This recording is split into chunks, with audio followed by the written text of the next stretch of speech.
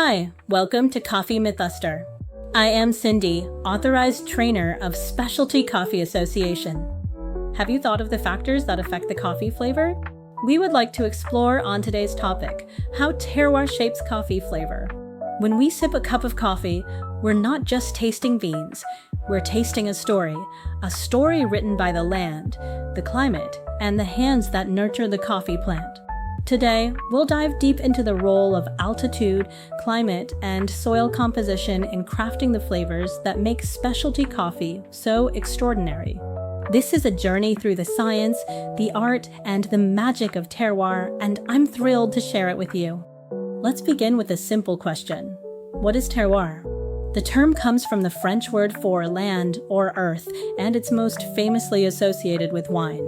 In that world, terroir encapsulates the unique environmental conditions, soil, climate, topography, that give a vineyard its distinctive character. For coffee, the concept is just as powerful. Terroir is the fingerprint of a place, etched into every bean. It's why a yirgacheffe from Ethiopia dances with floral and citrus notes, while a Colombian Supremo from Huila might hum with caramel and stone fruit. Altitude, climate, and soil composition are the primary architects of this fingerprint, and today, we'll unpack how each one shapes the flavors in your cup. First, let's talk about altitude. If you've ever cupped coffees from different elevations, you've likely noticed that higher-grown beans often have a certain sparkle, a brightness, a complexity that lower-grown coffees struggle to match. There's a reason for that, and it's rooted in the biology of the coffee plant. Coffee grown at higher altitudes, typically above 1,200 meters, experiences cooler temperatures, slower growth, and more intense sunlight. These conditions stress the coffee plant in a way that's almost alchemical, transforming the bean into something extraordinary.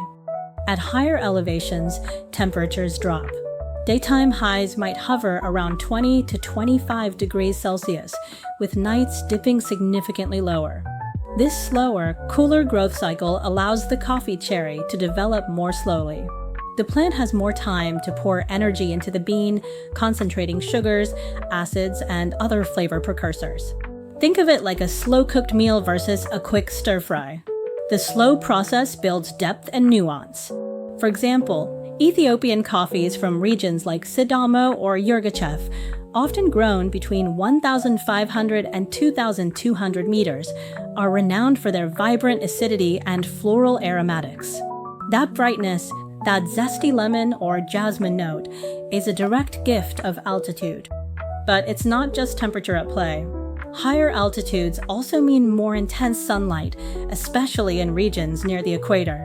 Coffee plants at these elevations are bathed in ultraviolet light, which triggers the production of antioxidants and other compounds in the cherry. These compounds contribute to the complex flavors we associate with high-altitude coffees, think stone fruit, berry, or even wine-like notes. A great example is a Kenyan coffee from Nairi, grown at 1,700 to 1,900 meters.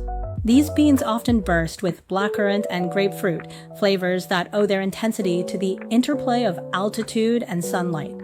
Contrast this with lower altitude coffees, say from 600 to 1,000 meters, where warmer temperatures speed up ripening. The beans mature faster, which can lead to simpler, less acidic profiles, often nutty, chocolatey, or earthy. Brazilian coffees from the Cerrado region, grown at around 800 to 1,200 meters, are a classic example. They're smooth, approachable, with flavors like hazelnut or milk chocolate, but they rarely have the zingy acidity of their high-altitude cousins. Neither is better or worse, they're just different expressions of terroir. Altitude also affects the physical properties of the bean. Higher-grown coffees tend to be denser because the slower maturation process allows the bean to pack in more nutrients. This density can influence roasting, as denser beans can withstand higher temperatures and develop more complex flavors in the roaster. As roasters in this room know, a high-altitude bean from, say, Guatemala's Huetenango at 1,600 meters might require a gentler, longer roast to unlock its citrus and caramel notes, compared to a softer, lower altitude bean that might turn bitter if over-roasted. Now, let's shift to climate, the second pillar of terroir. Climate is the rhythm section of coffee's flavor orchestra. It sets the tempo and mood. Temperature, rainfall, humidity, and seasonal patterns all play a role in how a coffee plant grows and what flavors it expresses. Coffee thrives in tropical climates, typically within the coffee belt between the tropics of Cancer and Capricorn. But within this belt, microclimates create stunning diversity. Take rainfall, for instance. Coffee plants need a balance of wet and dry seasons to flourish. The wet season fuels vegetative growth, lush leaves, strong roots, while the dry season triggers flowering and fruit development. Regions with distinct wet and dry seasons, like Costa Rica's Terroir, produce coffees with clean, bright profiles. Think green apple or white grape. The dry season there, from November to April, stresses the plant just enough to concentrate flavors in the cherry. Too much rain, however, can dilute flavors or lead to overgrowth, resulting in less complex beans. Conversely, too little rain can stunt development, producing smaller, less flavorful cherries. Temperature swings within a day, known as diurnal variation, also shape flavor. In regions like Colombia's Nariño, where nights are cool and days are warm, the coffee plant undergoes a kind of daily tug-of-war. The warm days drive photosynthesis, building sugars, while cool nights slow metabolism, preserving those sugars and acids. This back and forth creates coffees with layered complexity. Think of a Nariño coffee with its sweet peach notes balanced by a crisp, malic acidity. Humidity is another climate factor. High humidity can slow the drying process of coffee cherries, whether on the tree or during post-harvest processing. In places like Panama's Boquete region, where humidity often hovers around 70 to 80%, the slow drying of washed coffees can enhance sweetness and clarity, leading to those iconic geisha profiles with jasmine, bergamot, and tropical fruit. But high humidity can also pose challenges like mold growth, which farmers must carefully manage. Climate doesn't just affect the plant. It influences post-harvest processing, which is critical to flavor. In wetter climates, like parts of Indonesia, natural or honey processing is common because drying coffee in high humidity is tricky. These methods often impart heavier, fruitier flavors. Think of a Sulawesi coffee with its deep, earthy blueberry notes. In drier climates, like Ethiopia's Harar region, natural processing can produce intensely sweet, jammy flavors because the cherries dry slowly and evenly under the sun. Now let's dig into the third pillar, soil composition. If altitude and climate are the sculptors of coffee flavor, soil is the canvas. The minerals, organic matter, and structure of the soil directly influence what the coffee plant absorbs and, ultimately, what we taste in the cup. Coffee thrives in well-drained, nutrient-rich soils, but the specifics of the soil, its pH, mineral content, and texture create unique flavor signatures. Volcanic soils are the rock stars of coffee terroir. Regions like Rwanda, Costa Rica, and Guatemala benefit from volcanic soils rich in minerals like potassium, phosphorus, and magnesium. These minerals act like flavor amplifiers, boosting acidity and sweetness. For instance, coffees from Rwanda's Lake Kivu region, grown in volcanic loam, often have a sparkling acidity and flavors of red apple or cranberry. The porous nature of volcanic soil also allows for excellent drainage, preventing waterlogging and encouraging deep root systems that access a wide range of nutrients. Clay soils, on the other hand, retain water and nutrients longer, which can lead to robust, full-bodied coffees. In Colombia's Antioquia region, clay-rich soils contribute to the heavy, chocolatey body of many coffees, with flavors like toffee or almond.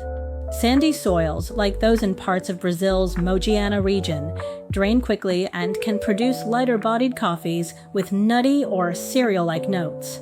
The interplay of soil texture and nutrient availability shapes not just flavor, but also the mouthfeel of the coffee. Soil pH is another critical factor.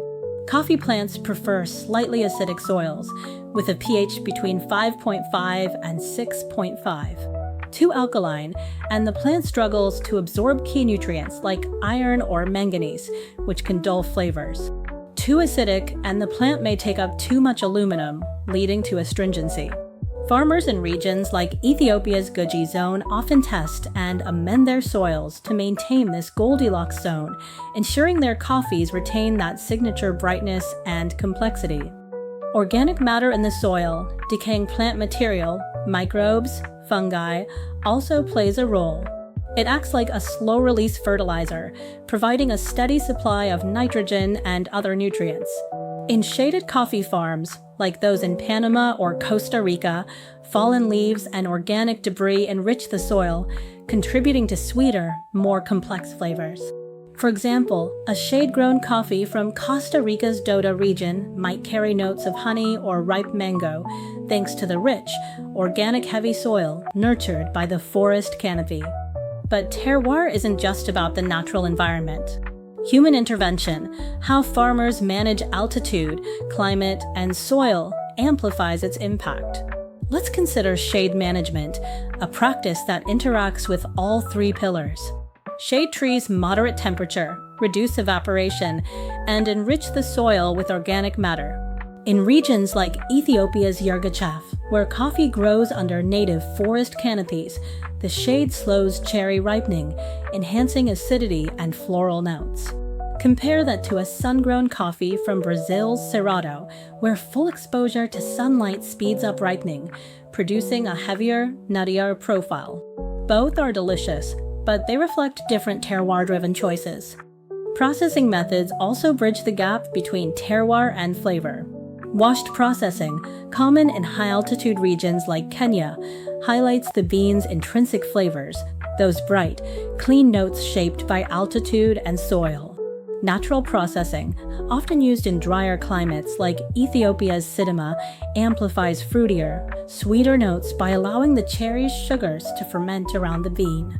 Honey processing, popular in Costa Rica, strikes a balance, preserving some fruitiness while showcasing the terroir's acidity and clarity.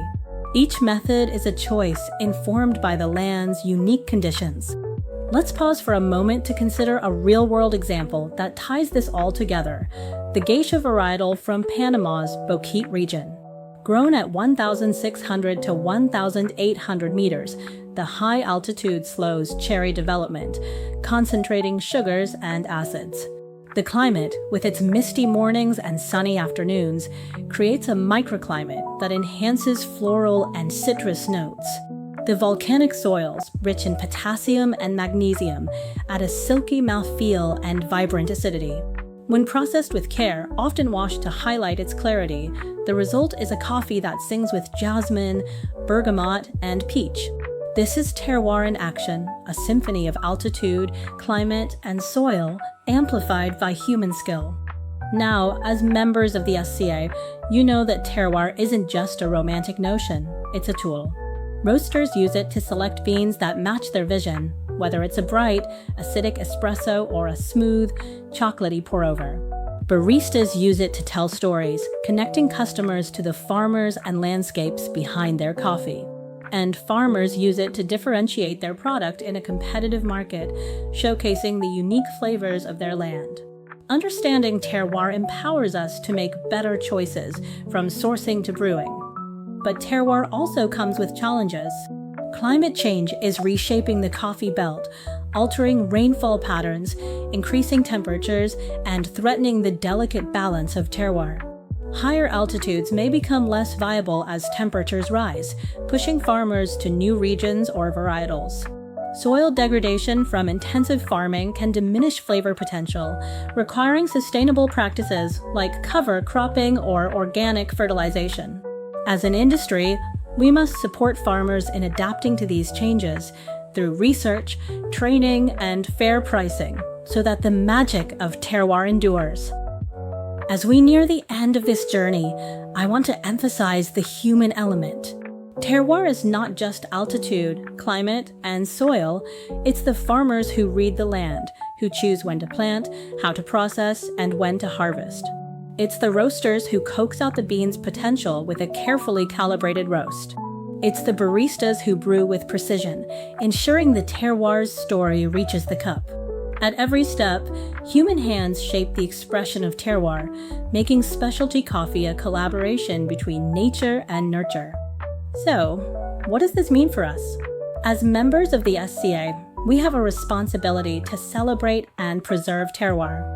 When you source beans, look for those that tell a story of place, whether it's the volcanic soils of Rwanda, the misty highlands of Panama, or the sun-soaked plains of Brazil. When you roast, consider how altitude and processing influence the bean's behavior in the roaster. When you brew, highlight the flavors that make each coffee unique, sharing the story of its terroir with your customers. And when you engage with farmers, support their efforts to sustain their land through fair trade and sustainable practices. In closing, terroir is the soul of specialty coffee. Altitude gives us brightness and complexity, climate shapes sweetness and balance, and soil provides the foundation for flavor. Together, they create coffees that are as diverse as the landscapes they come from. As we savor these flavors, let's honor the places and people that make them possible. Thank you for joining me on this exploration of terroir. Let's keep tasting, learning, and celebrating the extraordinary world of coffee. To support our channel, please follow our Instagram and subscribe our YouTube channel. Enjoy the coffee moments. See you. Unlock the world of coffee with the Coffee Skills Program, your gateway to master the art and science of coffee. Whether you're an aspiring barista or simply a passionate coffee lover, the Introduction to Coffee course is the perfect starting point. You'll learn about coffee origins, flavor profiles, and brewing techniques while gaining hands-on skills to prepare exceptional coffee. Whether you dream of crafting the perfect espresso or deepening your appreciation for every sip, this course equips you with the knowledge to take your love for coffee to the next level. Don't just drink coffee, experience it. Start your journey today.